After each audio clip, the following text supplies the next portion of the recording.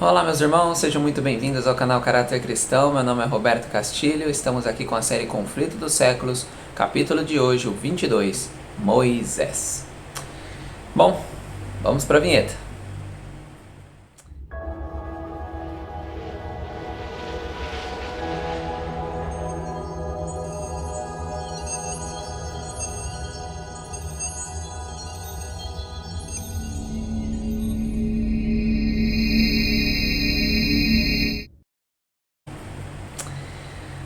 Queridos, Gênesis foi, começamos com o Êxodo. Hoje o Êxodo 1, ele vem falando sobre a descendência de Jacó no Egito, as 70 pessoas, e sobre um novo faraó. Aquele faraó acaba morrendo da época de José, e vem um novo faraó onde ele não quer lembrar das coisas que foram realizadas. Assim ele pede para matar todos os meninos de 2 anos para baixo, porque eles estavam crescendo demais, o povo de Israel, e ele tinha medo de que Israel ficasse maior do que os egípcios. No capítulo 2 vem o nascimento de Moisés e a sua educação. Moisés ali com 3 meses de idade, sua mãe ainda consegue permanecer com ele, porém ela coloca ele no Nilo e a filha de Faraó acaba achando ele, e aí vocês sabem bem da história, ela leva para cuidar, porém ela precisava de alguém para amamentar, para alguém para cuidar dele até um certo período. E a irmã ali, Miriam, estava bem atenta e trouxe a própria mãe. Então Moisés foi criado pela própria mãe até os 12 anos de idade. E isso fez total diferença para se tornar o Moisés que nós conhecemos.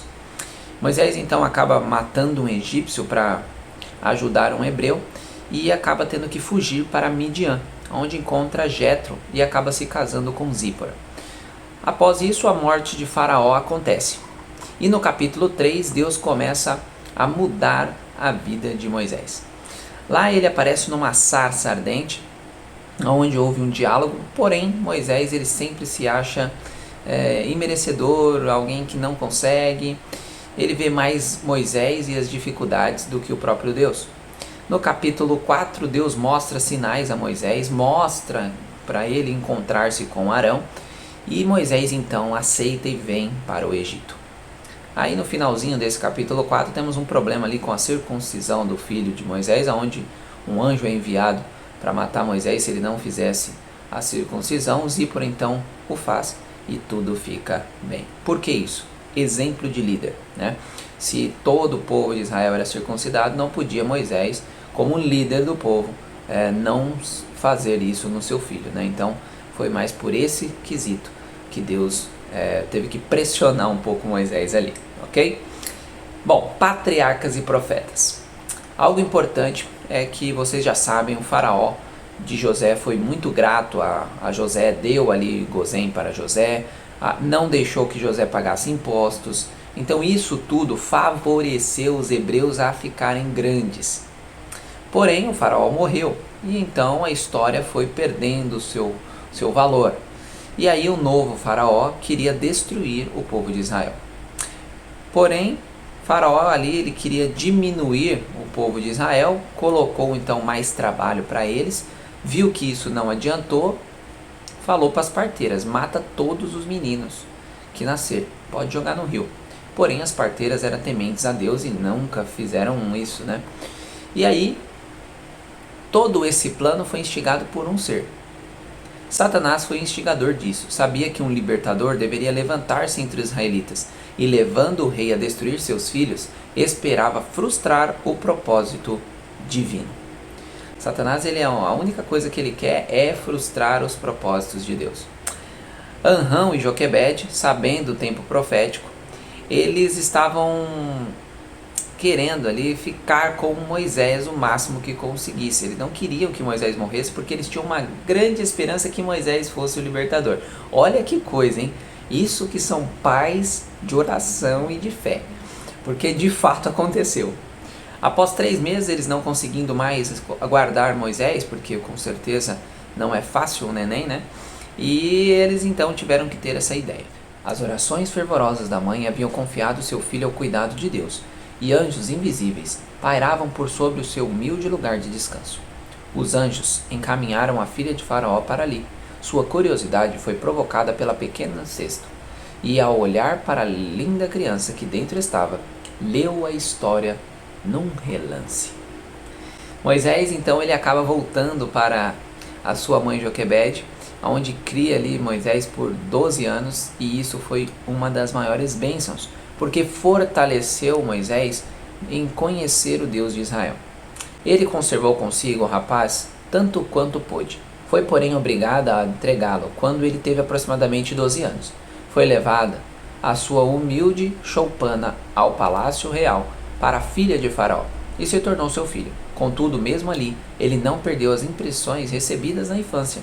As lições aprendidas ao lado de sua mãe não as esquecia. Eram uma proteção contra o orgulho, a incredulidade e o vício, que cresciam por dentre os esplendores da corte. Bom, meus queridos, a mãe tem o destino de seus filhos na mão. Não tem nada mais gratificante e incrível do que fazer com que seus filhos conheçam o Senhor. Faraó estava querendo fazer de Moisés o próximo faraó.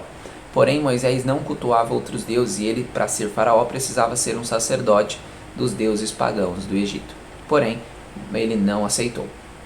Com isso, eles foram fazendo vista grossa. Vamos deixar Moisés aí, porque Moisés é muito grande. Ele era muito reconhecido pelos egípcios e também pelo povo de Israel. Então, eles meio que deixaram ele ali em banho-maria. Vamos aí, daqui a pouco a gente consegue pegar ele. Moisés estava em condições para ter preeminência entre os grandes da terra, para brilhar nas cortes dos mais gloriosos dentre os reinos e para empunhar o cetro do poder. Sua grandeza intelectual e distingue acima dos grandes homens de todos os tempos, como historiador, poeta, filósofo, general do exército e legislador, não tem par. Todavia, com o mundo diante de si, teve a sua força moral para recusar as lisonjeiras perspectivas da riqueza, grandeza e fama, escolhendo antes ser maltratado com o povo de Deus do que por um pouco de tempo ter o gozo do pecado. Isto é uma verdadeira educação. Joquebede e Anrão tiveram um excelente convívio com Deus para guiar Moisés desde pequeno. Moisés só foi criado 12 anos, meus queridos. Que nós possamos se apegar a essa educação que Deus deu a Joquebede e Anrão para trazer aos nossos filhos. Moisés não sucumbiu aos prazeres por ter toda a boa educação que sua mãe lhe deu. Então Moisés ele acaba matando um egípcio para proteger um hebreu, e daí em diante ele teve que fugir. O Senhor dirigiu seus passos e ele encontrou acolhida na casa de Jetro, sacerdote e príncipe de Midian, que também era adorador de Deus. Depois de algum tempo, Moisés desposou uma das filhas de Jetro, e ali ao serviço de seu sogro, como guardador de seus rebanhos, permaneceu 40 anos. Matando o egípcio, Moisés caíra no mesmo erro tantas vezes cometido por seus pais, de tornar nas próprias mãos a obra que Deus prometera fazer. Não era vontade de Deus libertar seu povo pela guerra, como Moisés pensava, mas pelo seu próprio grande poder, para que a glória lhe fosse atribuída a ele tão somente. Todavia, mesmo esse ato precipitado, que foi ainda encaminhado por Deus a fim de cumprir seus propósitos. Moisés não estava preparado para sua grande obra. Tinha ainda a aprender a mesma lição de fé que havia sido ensinada a Abraão e a Jacó: não confiar na força e sabedoria humanas, mas no poder de Deus, para cumprir suas promessas. E havia outras lições que, em meio da solidão das montanhas, deveria Moisés receber. Na escola da abnegação e dificuldades, ele deveria aprender a paciência e moderar as suas paixões. Bom, aqui nós temos 2 pontos importantes. Muitas pessoas podem ler esse texto e falar: opa, Deus fez isso? Bom, vamos lá harmonizar isso aqui. Deus, ele tem um plano A. Só que Deus sabe se você vai escolher o B. Então ele já põe um plano B para o plano A de Deus. Entendeu? Deus não queria. O texto é claro. Deus não queria que fosse dessa forma. Porém, Moisés fez coisa errada. Então Deus aproveitou-se disso e fez uma limonada. Então Deus ele faz do limão uma limonada. A gente entrega só limão para Deus e Deus vai aproveitando, e mesmo sabendo o que vai acontecer, né, porque ele é o Deus Todo-Poderoso que sabe tudo, ele vai e faz uma limonada com esse limão que você jogou na mão dele, entendeu? Então Deus ele não faz o mal, porém já que você escolheu o mal, ele aproveita o mal para fazer bem, entendeu? Então é muito importante a gente entender isso para não dizer que Deus faz o mal, tá? Moisés então ele ficou 40 anos como pastor para aprender humildade e paciência.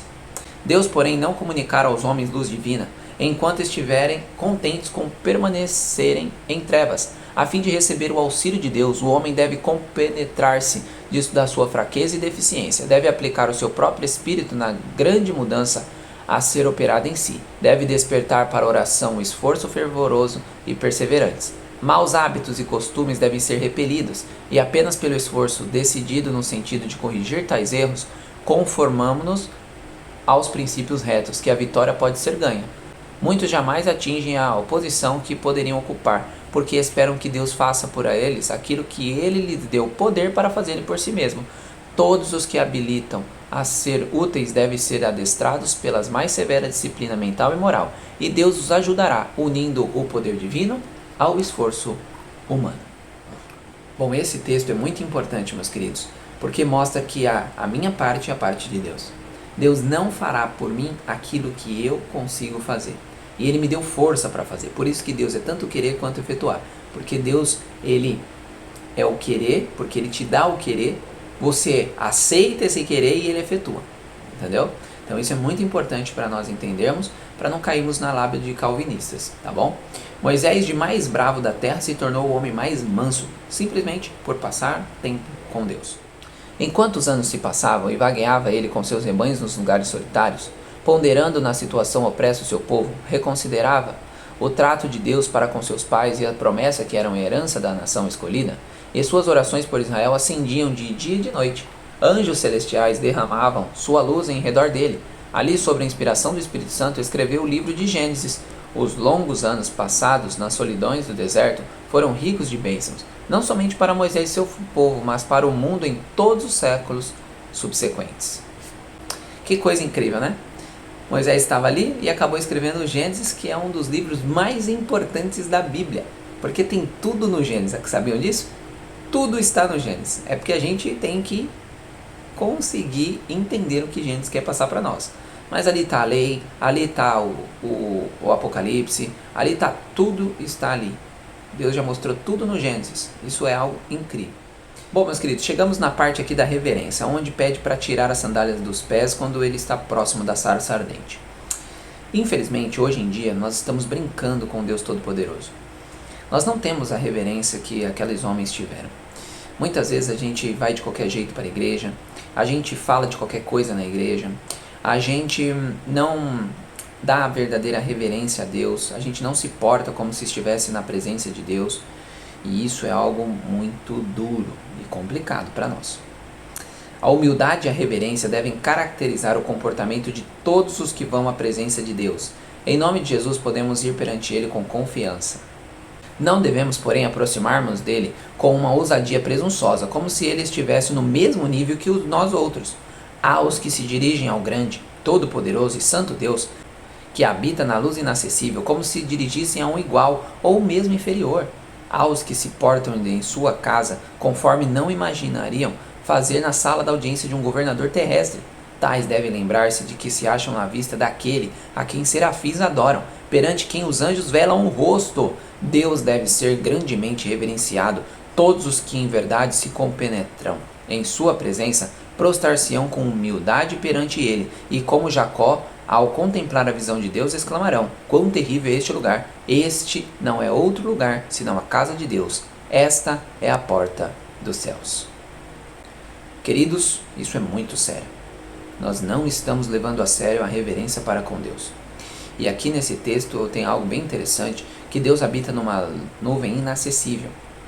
Então ninguém ainda viu Deus o Pai, tá? Nem anjo, porque os anjos quando chegam na presença de Deus velam o rosto, então eles não olham para Deus, ok? Então Deus está se guardando para nós, porque lá em Mateus 5:8 diz que bem-aventurados os pacificadores, porque eles verão a Deus, e glória a Deus por isso.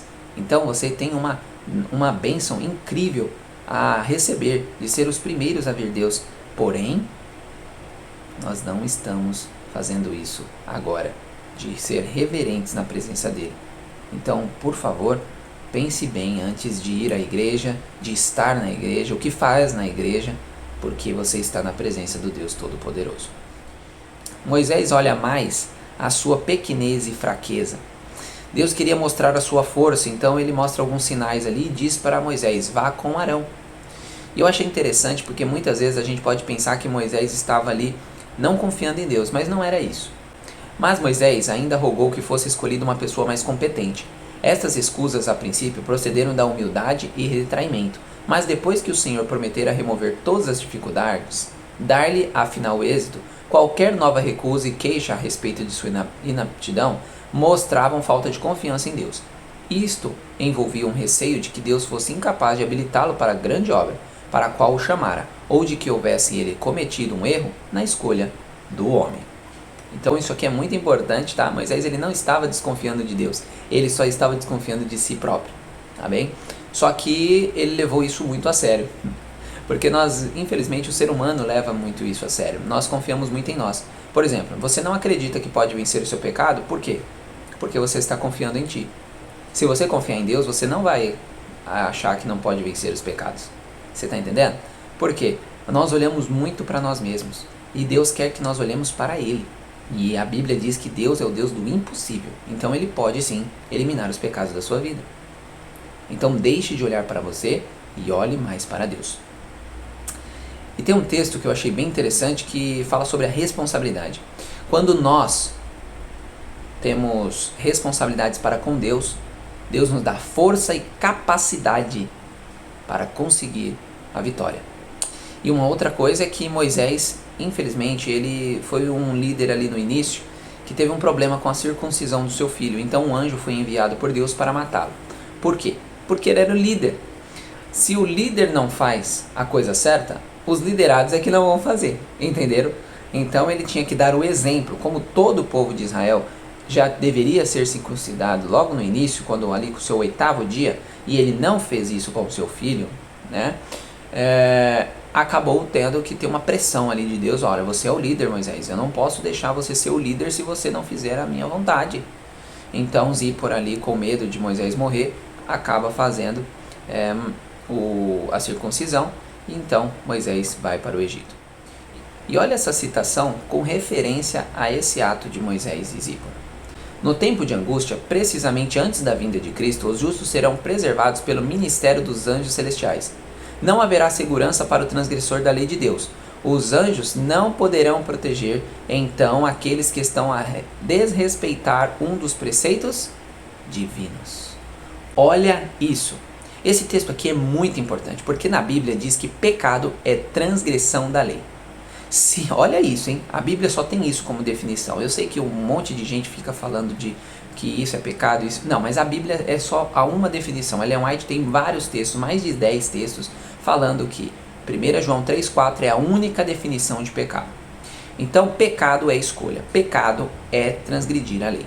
Aqui está dizendo que os anjos, após o fechamento da porta da graça, não poderão proteger aqueles que não cumprem a lei. Logo, somente os anjos protegerão os que guardam os mandamentos. Olha que coisa, hein? Automaticamente, o que isso leva você a pensar?